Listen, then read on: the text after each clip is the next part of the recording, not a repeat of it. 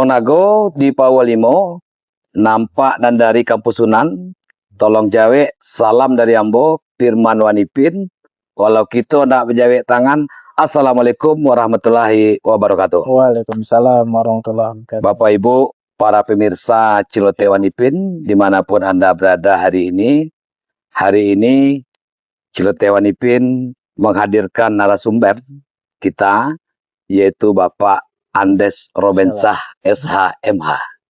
Selamat datang Pak Andes. Terima kasih di Wanipin. Podcast Celoteh Wanipin. Terima kasih sudah diundang Wanipin. Pak Andes ini, beliau kesehariannya adalah seorang akademisi. Siap. Dan hari ini menjadi seorang dosen di Universitas Islam Sumatera Barat yang kampusnya di Bypass ya. Dan beliau juga adalah direktur lembaga bantuan hukum sekaligus advokasi, yaitu BKPRMI, yaitu Provinsi Sumatera Barat. Ya, Badan Pemuda Remaja Masjid Indonesia. Provinsi Sumatera Barat ya Pak Andes. Ya, dan hari ini sengaja kita hadirkan di podcast Celoteh Wanipin, yaitu terkait dengan KUHP yang hari ini sudah mulai berlaku. Ya Pak Andes. Tanggal 2 Januari. Tanggal 2 Januari ini sudah berlaku KUHP baru. Ya. Dan tentu kita butuh dari Pak Andes terkait dengan KUHP baru ini seperti apa. Iya, Wanipin. Dan barangkali Pak Andes mungkin langsung saja Pak Andes mungkin menyampaikan seperti apa saja KUHP terbaru hari ini dan seperti apanya bagi masyarakat Indonesia dan Sumatera Barat umum. Silakan Pak Andes. Terima kasih Wanipin. Sama-sama Pak Andes. Sudah diundang di podcast Wanipin ini terkait kita membahas tentang KUHP baru. Iya. Sebelumnya tadi saya juga Wanipin Direktur Wilayah Lembaga Bantuan Hukum BKPRMI Sumatera Barat. BKPRMI Sumatera Barat. BKPRMI itu Badan Koordinasi Pemuda Remaja Masjid Indonesia. Nah, saya ketua masjid Pak Andes. Ya, jadi dari dulu kita remaja masjid sampai tua tetap remaja masjid. Jadi Wanipin terkait KUHP baru ini. Iya. Memang benar KUHP baru ini adalah pembahasan yang isu yang hangat-hangatnya sekarang ini. Betul. Ya.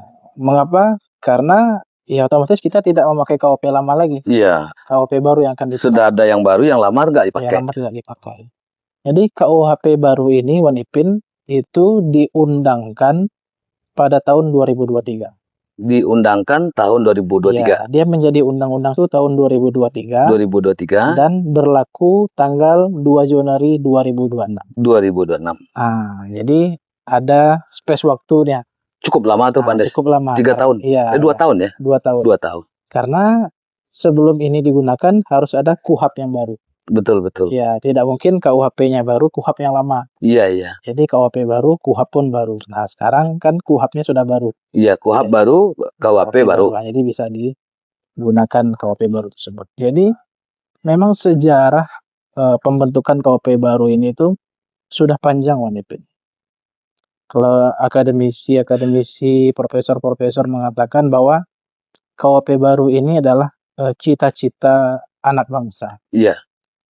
Sebagaimana kita ketahui, KUHP lama itu kan adalah peninggalan Belanda. Itu Belanda yang meninggalkan tuh? Iya, yang disahkan pada tahun 1918. 1918, sudah lama sekali itu. Sudah lama sekali Wanipin. Kalau dihitung di 2026 itu sudah 105 tahun. 105 tahun yang kita pakai ya. KUHP lama. Peninggalan Belanda ya. Iya. Terus 1918 diberlakukan untuk masyarakat Hindia Belanda, Indonesia pada saat itu. Dan pada saat kita merdeka, KUHP itu masih dipakai dengan azas konkordansi namanya. Konkordansi. Iya, jadi KUHP masih dipakai. Begitu juga dengan KUH Perdata. Sampai sekarang KUH Perdata juga masih dipakai. Iya. Dan itu semuanya peninggalan Belanda. Belum ada lagi yang dari kita, kan baru kali ini ya. Iya, jadi cita-cita para akademisi hukum, para profesi hukum, bagaimana menciptakan kitab undang-undang hukum pidana yang benar-benar mencerminkan budaya, lingkungan sosial masyarakat Indonesia itu sendiri. Karena kalau kita lihat KUHP lama tentu mereka berdasarkan budaya sosial masyarakat di Belanda. Iya. Betul. Itu kan berbeda. Berbeda lah Belanda dengan Indonesia kan. Berbeda. Satu Eropa, satu Asia. Ya, kondisi sosial masyarakat berbeda. Kondisi religius masyarakat berbeda. Nah, maka dari itu KUHP baru ini adalah cita-cita anak bangsa yang mana seharusnya kitab-kitab hukum pidana itu mencerminkan nilai budaya masyarakat Indonesia. Nah, sudah lama dicita-citakan dan alhamdulillah tercapai dan sekarang sudah mulai digunakan. Sudah berlaku. Ya, undang-undang KUHP ya, Pandes. Nah, ada salah satu perbedaan yang sangat signifikan menurut saya, Wan Ipin. Iya. Karena kebetulan tesis saya juga membahas tentang KUHP baru. KUHP baru, yaitu ada perbedaan paradigma. Iya. Perbedaan paradigma dalam KUHP lama dan KUHP baru. Kalau paradigma dalam KUHP lama itu adalah bagaimana pidana itu adalah sebagai pembalasan. Pidana pembalasan. Sebagai pembalasan. Misalnya Wan Ipin berbuat pidana, ya. Maka pidana itu adalah sebagai pembalas. Sebagai imbalannya. Iya, sebagai pembalas. Nah, Bang Ipin sudah berbuat jahat maka akan dibalas dengan kejahatan. Nah, itu namanya paradigma retributif, paradigma pembalasan. Pembalasan retributif. Sekarang sudah berkembang paradigma restoratif, reflektif.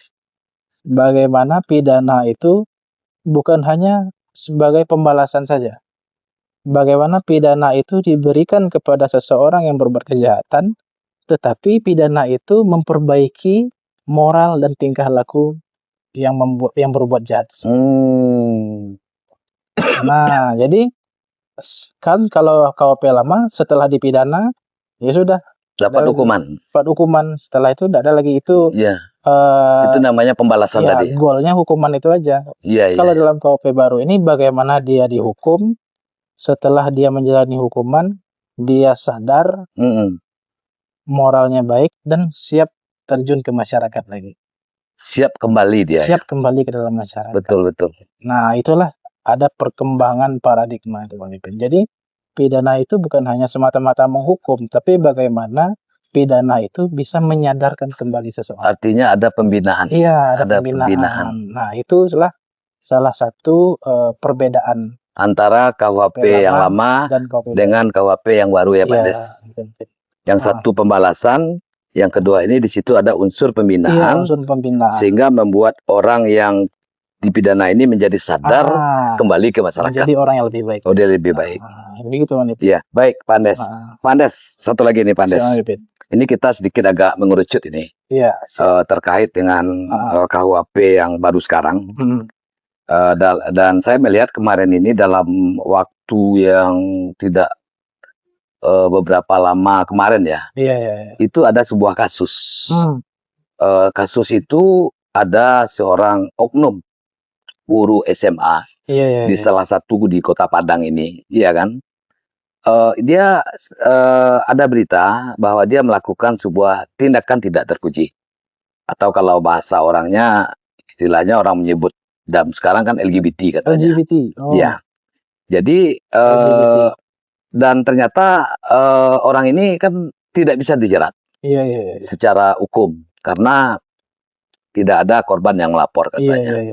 Dan menurut Pak Andes, ini selaku Badan Koordinasi Pemuda Remaja Masjid Indonesia untuk Sumatera Barat, selaku Direktur Lembaga Bantuan Hukum dan Advokasi.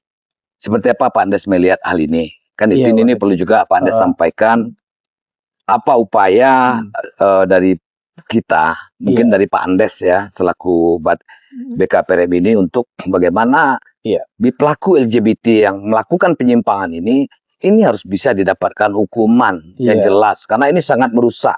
Kalau Fauzi Bahar, Datuk Fauzi bilang bahwa harta kita yang paling mahal itu adalah anak. Jangan sampai anak itu diterkam oleh seorang serigala buas yang namanya LGBT. Silakan Pak Andes. Siap, terima kasih Wan Ipin.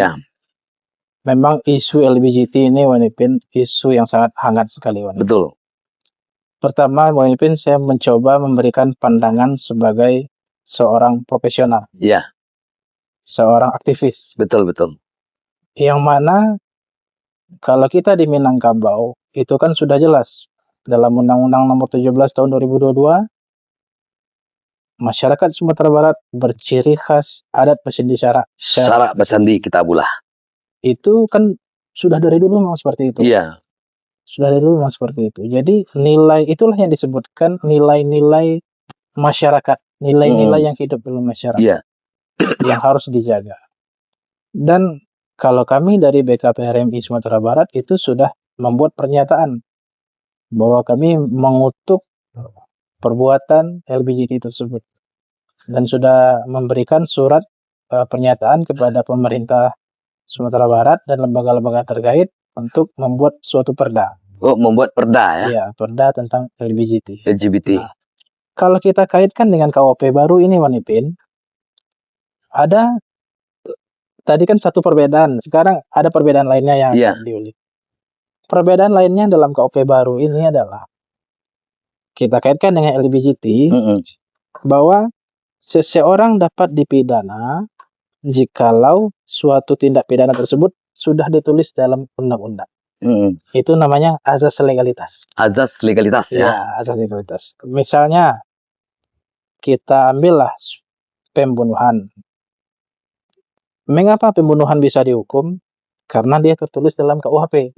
Tertulis jelas dia kan Iya. dalam KUHP. Barang siapa yang mengambil nyawa orang lain, Iya, dihukum sekian. Jelas. Nah, itu namanya azas legalitas. azas legalitas. Tertulis dulu. Nah, mengapa LGBT tidak bisa dijerat? Karena saat ini dia tidak tertulis dalam KUHP sebagai tindak pidana. Berarti LGBT tidak ada tertulis ya? Tidak ada. Kalau secara umum itu tidak ada. Nggak ada. Nah, tapi dalam KUHP baru ini ada perkembangan azas legalitas. Yang mana dalam pasal 2 KUHP menerangkan bahwa hukum yang hidup dalam masyarakat bisa dijadikan sumber pidana selama tidak diatur dalam KUHP tersebut. Nah, jadi dalam penjelasan dalam halaman penjelasannya sudah dijelaskan bahwa yang dimaksud dalam hukum yang hidup dalam masyarakat itu adalah hukum adat. Hukum adat. Living law ya? Living law. Living law. Hukum adat, Bang Ipin. Nah, jadi itulah ruang yang diberikan oleh KUHP baru ini untuk mengisi kekosongan hukum terkait salah satunya LGBT tadi. LGBT tadi ya. Nah, dijelaskan di sana bahwa living law hukum adat tersebut harus diatur dalam peraturan daerah. Nah, mungkin pemirsa bisa membuka KUHP tersebut. Nanti buka halaman penjelasan. Di halaman penjelasan ya. Penjelasan Yang pasal 2. Pasal 2. Sudah jelas di sana tertulis bahwa hukum adat sebagaimana amanah KUHP tersebut dibuat ke dalam perda. Nah, itu yang tertulis. Berarti ada turunan ya, Ada Pak Des? turunannya, Pak Ipin. Ini KUHP nasional nih. Ya. Diturunkan nanti karena LGBT itu tidak ada dalam KUHP, diturunkan dalam bentuk perda. Perda. Berarti perda ini yang menurunkan gubernur dong? Gubernur. Nah, itu amanah dari undang-undang. Amanah undang-undang. Nanti tafsirnya kan bisa berbeda-beda. Iya. Entah itu perda kota, entah itu perda kabupaten, gubernur. Itu kan prosedural saja nanti, Bang. Iya, betul. Prosedural saja nanti. Nah, itu amanah dari undang-undang seperti itu. Harus dibuat ke dalam perda. Nah, kalau nanti dibuat ke dalam perda dan dimasukkan LGBT sebagai suatu tindak pidana dalam masyarakat adat Minangkabau, nah itulah yang akan menjadi dasar hukum nanti. Itu yang menjadi dasar lagi ya. Dasar hukum dalam, kalau kita kaitkan dengan pidana, dasar hukum untuk polisi bergerak. Iya, betul. Dasar hukum untuk jaksa menuntut. Jaksa untuk menuntut. Kalau secara umum kan dalam KUHP itu kan tidak ada LGBT. Tidak ada dasar isinya. Hukum aparat penegak hukum untuk menindak. Iya. Wajar dong ketika kejadian itu pelaku yang tertangkap di masjid itu kan, kan lepas itu. Secara pidana lepas dia kan. Ya arti karena tidak ada aturan yang tertulis di dalam KUHP yang lama juga maupun yang baru kan. Cuma memang turunannya melalui perda tadi. Bisa dibuka para penonton Wan Ipin ini sambil belajar, Wan Ipin. Iya, kita semuanya kan masing-masing sama-sama belajar. Apalagi Bapak Ibu para pemirsa Celoteh Wan Ipin, Pak Andes ini dosen saya. Masya Allah. Di Universitas Islam Sumatera Barat. Kebetulan Wan Ipin mahasiswa juga dari Pak Andes ya. Pak Andes, ada ini Pak Andes. Ada pertanyaan nih. Mengapa pembentukan peraturan daerah atau perda pidana adat sangat penting dalam mengatasi kekosongan hukum pidana atas perilaku LGBT di ranah Minang ini? Iya, Nupin. Di ranah Minangkabau ini. Ini sangat menarik sekali, Iya. Nupin. Dalam pandangan saya, Wanipin, bahkan tesis saya juga tentang KUHP baru. Mengapa KUHP baru memberikan ruang seperti itu? Ruang hukum adat diatur dalam perda. Iya, betul. Karena yang pertama, adat masing-masing daerah berbeda. Iya, adat Salingka Nagari. Kita contohkan aja Minangkabau dengan Jawa tentu berbeda. Beda. Itu tidak bisa disatukan. Iya. Maka untuk mengantisipasi hal seperti itu, KUHP mengamanahkan wilayah masing-masing. Oh, wilayah masing-masing. Wilayah adat masing-masing berada. Nah, mengapa Wanipin penting sekali diatur ke dalam perda? Karena untuk mengisi kekosongan hukum tadi. Kalau itu tidak diisi, Wanipin, nanti terjadi lagi kasus yang sama. Ya, kita sudah bisa membaca. Ya, ini nanti lepas aja nih. Ya, ujung-ujungnya lepas kan. Ujungnya lepas. Dia efek jerah tidak ada. Tidak ada. Sedangkan nanti perilaku yang menyimpang seperti ini berkembang terus. Iya, betul. Itu yang seperti Wanipin tadi, harta yang paling berharga itu ya, anak. Kan. Ya. Jangan sampai dirusak oleh serigala yang namanya LGBT katanya. Itu kan yang bilang Fauzi Bahar sama saya. Ya, Ketua Elkam Sumbar. Jadi itu yang bilang sama saya. Kita sampaikan nanti sama Pak Fauzi Bahar untuk keseriusan kita menangani ini. Mari kita serius untuk menyusun perda tentang LGBT. Perda tentang LGBT ya. Jadi bukan sekedar apa saja Wanipin. Apa nama itu Wanipin? Suara aja, tapi aksi. Di hari ini LGBT itu di Sumatera Barat sudah berada di posisi kelima secara nasional. Jadi ini posisinya, kalau istilah Kepala BNN mengatakan pada saya, ini sangat-sangat darurat katanya. Dan ini perlu aksi nyata. Iya, perlu aksi nyata yang luar biasa. Sebab kita ini di Sumatera Barat, Minangkabau ini adat Basandi Sara, Sara Basandi Kitabullah. Dan kita juga merujuk kepada sejarah kaum-kaum terdahulu. Iya. Seperti kaum Lut yang ditenggelamkan oleh Allah karena pengaruh ini. Iya. Dan ini harus ada aksi nyata yang cepat dari pemerintah kita ya Pak Des. Turunkan perdanya, perda yang jelas ya Pak Des. Soalnya kalau nanti ada perdebatan ini perda kota atau perda gubernur itu kan nanti teknis saja. Iya. Bisa gubernur bikin pergub untuk memerintahkan kota masing-masing membuat perda, atau langsung perda itu dari gubernur itu sendiri. Betul. Itu kan teknis saja Wanipin. Tapi kita butuh dasar hukum tersebut. Nah, satu lagi Pak Nes, ini dalam konteks adat Basandi Sara, Sara Basandi Kitabullah. Bagaimana perilaku LGBT di ruang ibadah, ini di ruang ibadah yang mencederai nilai-nilai adat dan masyarakat. Ini gimana Pak Nes nih? Ini masa di ruang ibadah ini. Di WC lagi kan. Ini gimana pandang Pak Nes nih? Buya Gus Rizal paling tepat ini jawabnya. Iya. Kalau kita dari pandangan hukum Wanipin, tentu itu sudah ruang ibadah itu kan tempat terhormat Wanipin. Iya. Tempat yang sakral bagi kita. Tempat kita menyembah Tuhan. Nah, kalau dilakukan perbuatan seperti itu sudah selain mencoreng adat Basandi Sara kita, yang mencoreng juga nama wilayah kita. Wilayah kita, Sumatera Barat. Iya. Orang kita dikenal orang Minangkabau, orang yang religius. Betul. Orang mengenal kita orang Minangkabau sebagai orang-orang yang founding father. Iya. Orang-orang yang intelek.